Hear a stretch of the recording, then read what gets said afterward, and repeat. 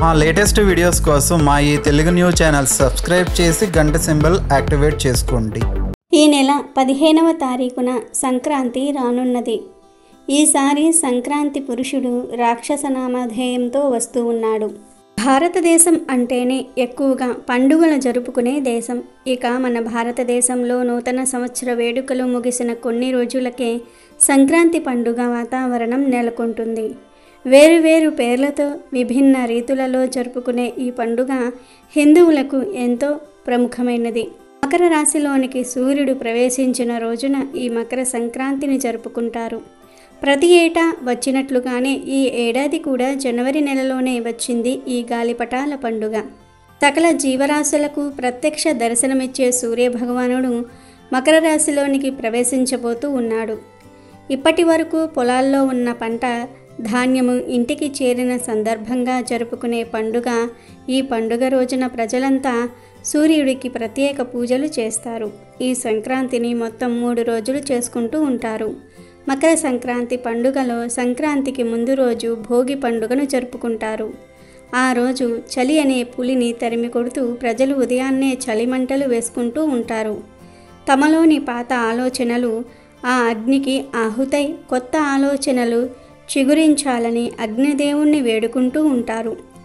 ఇందుకు గుర్తుగా తమ ఇంటిలోని పాత చెత్త చెదారాన్ని ఆ అగ్నిలో ఆహుతి చేస్తారు.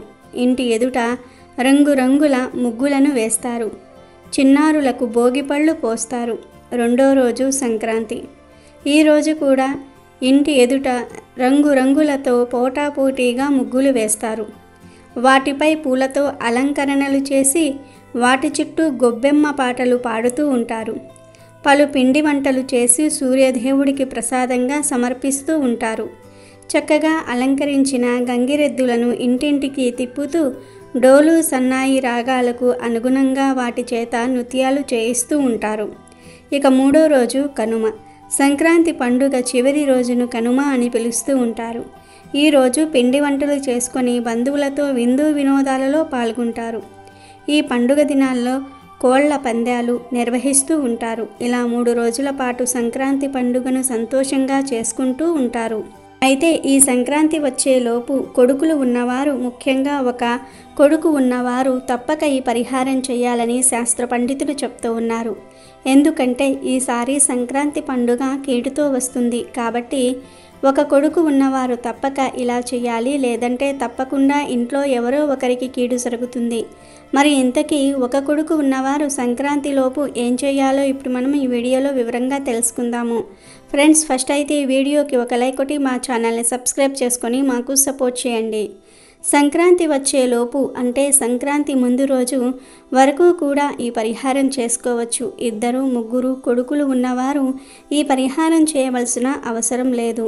కేవలం ఒక కొడుకు ఉన్నవారు మాత్రమే ఈ పరిహారం చేసుకోవాలి. అంటే కేవలం ఒకే ఒక్క కొడుకు ఉన్నవారు, ఒక కొడుకు ఒక కూతురు ఉన్నవారు, లేదా ఒక కొడుకు 2 కూతుళ్ళు ఉన్నవారు, ఒక కొడుకు సంతానంగా కలిగిన వారందరూ కూడా ఈ పరిహారం చేసుకోవాలి. ఎందుకంటే ఈసారి సంక్రాంతి కీడుతో వస్తుంది. మకర సంక్రాంతి పుణ్యపురుషుడు ఈ సంవత్సరం రాక్షస నామధేయంతో కృష్ణ వర్ణ పట్టు వస్త్రం ధరించి చందన లేపనంతో గురువింద పుష్పాన్ని చేతితో పట్టుకుని అక్షింతలు ధారణ చేసి ధనుస్సును ఆయుధంగా చేసుకొని పాడైన గొడుగును ధరించి హంసపాత్ర పట్టుకుని చిత్రాన్నం భుజిస్తూ అశ్వం అనగా గుర్రాన్ని వాహనంగా చేసుకుని ఈశాన్య దిక్కుగా జనవరి 15, 2024న సోమవారం తెల్లవారుజామున 2:54 ప్రయాణం చేస్తాడు. ఇలా రాక్షస నామధేయంతో సంక్రాంతి పురుషుడు రావటం వలన పెను ప్రమాదాలు వస్తాయి. పుష్య శుక్లపక్షంలో సంక్రాంతి రావటం వలన సర్వ జగత్తుకు కరువు వచ్చే అవకాశం ఉంది, దుఃఖం కలుగుతుంది. రాక్షస నామధేయంతో సంక్రాంతి పురుషుడు రావటం కీడు.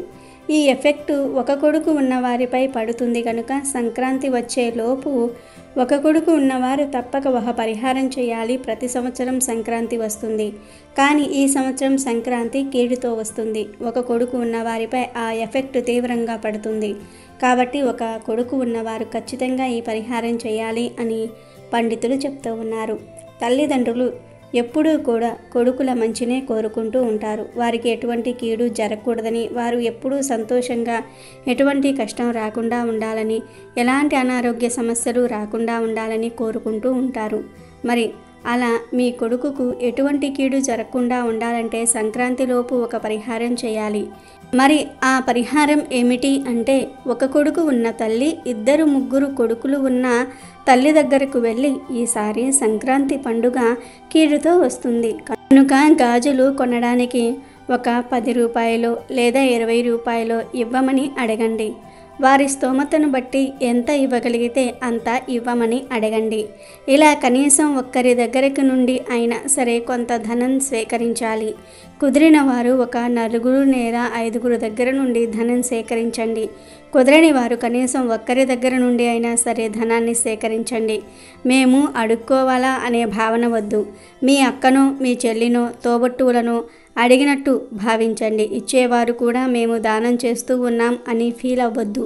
మీ అక్కకో, మీ చెల్లికో ఇచ్చినట్లుగా భావించి ఇవ్వండి.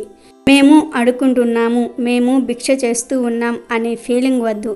ఇలా ఒకే ఒక్క పుత్ర సంతానం కలిగిన తల్లి 2 లేదా 3 కొడుకులు ఉన్న తల్లి దగ్గరకు వెళ్ళి ధనం సేకరించండి. ఆ ధనం సరిపోకపోతే మీ దగ్గర ఉన్న డబ్బును కొంచెం కలుపుకొని మట్టి గాజులు కొనుక్కోండి. అవి కూడా ఎరుపు లేదా ఆకుపచ్చ రంగు లేదా ఎల్లో కలర్ లేదా పింక్ కలర్, ఈ 4 రంగుల్లో ఉండే మట్టి గాజులను కొని మీ చేతులకు నిండుగా వేసుకోండి. ఇలా చేసే సంక్రాంతి వలన మీ సంతానానికి ఏ కీడు జరగకుండా ఉంటుంది.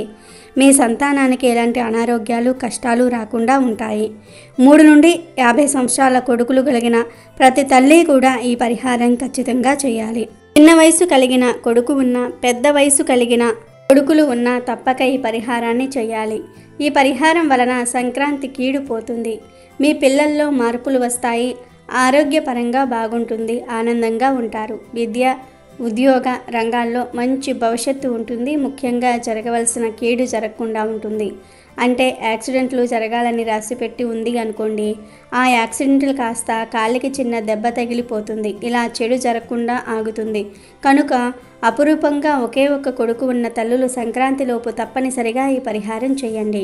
అలాగే సంక్రాంతి రోజు ఉప్పు, పప్పు, బియ్యము, కూరగాయలు, చింతపండు ఇలా ఒక కుటుంబానికి ఒక పూటకు సరిపడే సామాన్లను కొని మీ కొడుకు చేత ఒక బ్రాహ్మణుడికి దానం చేయించండి. దీనిని స్వయంపాక దానం అంటారు.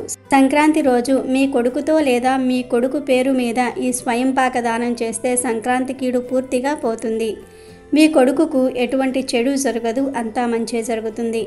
ఈ పరిహారం గురించి చాలామందికి తెలుసు, కానీ చాలామంది ఏమిటంటే ఇది మూఢనమ్మకం అని కొట్టి పారేస్తూ ఉన్నారు. కానీ ఇది మూఢనమ్మకం కాదు, పాటిస్తే మీకే మంచిది.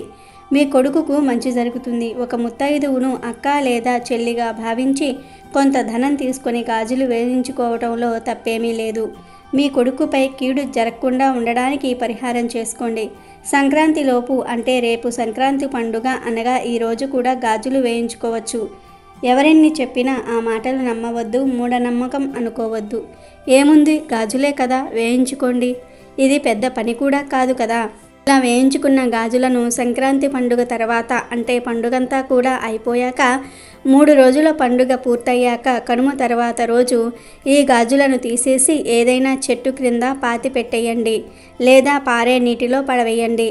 అంతేగాని డస్ట్బిన్లో వేయవద్దు. కనుమ తర్వాత రోజు తప్పనిసరిగా ఈ గాజులను తీసివేయాలి. మళ్ళీ ధరించకూడదు. అలా ధరిస్తే కీడు పోదు, మీ దగ్గరే ఉంటుంది.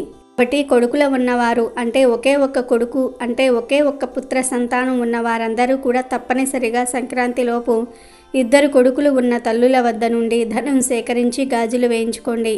సంక్రాంతి రోజు ఆ కొడుకు పేరు మీద స్వయంపాక దానం ఇవ్వండి. ఈ 2 పనులు ఖచ్చితంగా చేయండి. అప్పుడే మీ కొడుకులకు ఎలాంటి కీడు జరగకుండా ఉంటుంది. కీడు అంటే యాక్సిడెంట్లు జరగవచ్చు లేదా ఏదో ఒక పెద్ద ఆరోగ్య సమస్య రావచ్చు. జరగకూడదనిది ఏదైనా సరే జరగవచ్చు. అలాంటి కీడేమీ రాకుండా ఉండాలంటే ఒక కొడుకు ఉన్న ప్రతి తల్లి కూడా ఈ పరిహారం చేయాలి. కాబట్టి ఒక కొడుకు ఉన్న తల్లిదండ్రులందరూ కూడా సంక్రాంతి వచ్చేలోపు మర్చిపోకుండా ఈ పరిహారం చేయండి. ఒక కొడుకు ఉన్న వారందరికీ తప్పక ఈ వీడియోని షేర్ చేయండి. ప్రత్యేకించి ఈ సంవత్సరం భోగి రోజు ఉదయం స్నానం చేసుకొని ఆరెంజ్ లేదా రెడ్ కలర్లో ఉండే దుస్తులు ధరించాలి. సంక్రాంతి రోజు గ్రీన్ లేదా ఎల్లో కలర్లో ఉండే చీర ధరిస్తే లక్ష్మీదేవి అనుగ్రహిస్తుంది. దీర్ఘ సుమంగళి యోగం సిద్ధిస్తుంది. భర్తకు మంచి జరుగుతుంది. ఇక కనుమ రోజు ఆడవారు గుర్తు పెట్టుకుని రెడ్ కలర్ లేదా ఎల్లో కలర్లో ఉండే దుస్తులు ధరిస్తే సంవత్సరమంతా కలిసి వస్తుంది. ఇలా భోగి, సంక్రాంతి, కనుమ రోజుల్లో ఆడవారు ఈ రంగులో ఉండే చీరలు ధరిస్తే చాలా మంచిది. దీర్ఘ సుమంగళి యోగం సిద్ధిస్తుంది. భర్త ఆయుష్ పెరుగుతుంది. సకల ఐశ్వర్యాలు సిద్ధిస్తాయి. ఆడవారనే కాదు, పిల్లలు, పెద్దలు, మగవారు అందరూ కూడా ఈ రంగులో ఉండే దుస్తులు ధరిస్తే మీకు చాలా మంచి జరుగుతుంది. ఇంకొక విషయం ఏమిటి అంటే మీరు ధరించే దుస్తుల్లో బ్లాక్ కలర్ లేకుండా చూసుకోండి. బ్లాక్ కలర్ ఉంటే అంత మంచిది కాదు. కాబట్టి ఈరోజు బ్లాక్ కలర్ లేని దుస్తులు ధరిస్తే మీకే మంచిది. భోగి రోజు ఆరెంజ్ లేదా రెడ్ కలర్, సంక్రాంతి రోజు గ్రీన్ లేదా ఎల్లో కలర్, కనుమ రోజు రెడ్ లేదా ఎల్లో కలర్, ఇలా ఈ కలర్లో ఉండే దుస్తులు ధరించండి.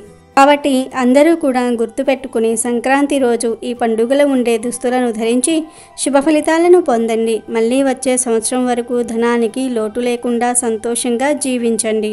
అమెజాన్లో బెస్ట్ డిస్కౌంట్స్ కోసం వీడియో డిస్క్రిప్షన్లో లింకు ఉంది, చూడండి.